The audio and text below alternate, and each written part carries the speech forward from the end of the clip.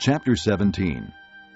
Now Elijah the Tishbite from Tishbe in Gilead said to Ahab, As the Lord, the God of Israel lives, whom I serve, there will be neither dew nor rain in the next few years except at my word.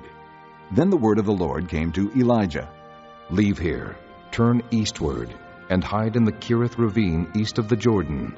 You will drink from the brook, and I have ordered the ravens to feed you there. So he did what the Lord had told him. He went to the Kerith ravine east of the Jordan and stayed there. The ravens brought him bread and meat in the morning, and bread and meat in the evening, and he drank from the brook. Sometime later the brook dried up, because there had been no rain in the land. Then the word of the Lord came to him. Go at once to Zarephath of Sidon, and stay there.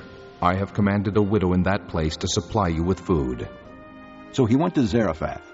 When he came to the town gate, a widow was there gathering sticks. He called to her and asked, Would you bring me a little water in a jar so I may have a drink? As she was going to get it, he called, And bring me, please, a piece of bread.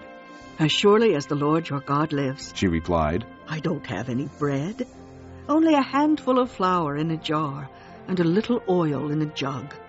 I am gathering a few sticks to take home and make a meal for myself and my son, that we may eat it and die. Elijah said to her, Don't be afraid. Go home and do as you have said. But first make a small cake of bread for me from what you have and bring it to me. And then make something for yourself and your son. For this is what the Lord, the God of Israel, says. The jar of flour will not be used up, and the jug of oil will not run dry, until the day the Lord gives rain on the land. She went away and did as Elijah had told her. So there was food every day for Elijah and for the woman and her family. For the jar of flour was not used up, and the jug of oil did not run dry, in keeping with the word of the Lord spoken by Elijah. Sometime later, the son of the woman who owned the house became ill. He grew worse and worse, and finally stopped breathing. She said to Elijah, What do you have against me, man of God?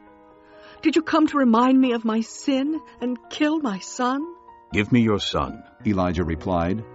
He took him from her arms, carried him to the upper room where he was staying, and laid him on his bed. Then he cried out to the Lord, O Lord my God, have you brought tragedy also upon this widow I am staying with by causing her son to die?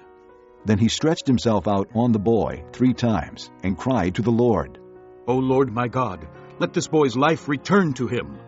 The Lord heard Elijah's cry, and the boy's life returned to him, and he lived. Elijah picked up the child and carried him down from the room into the house. He gave him to his mother and said, Look, your son is alive. Then the woman said to Elijah, Now I know that you are a man of God, and that the word of the Lord from your mouth is the truth.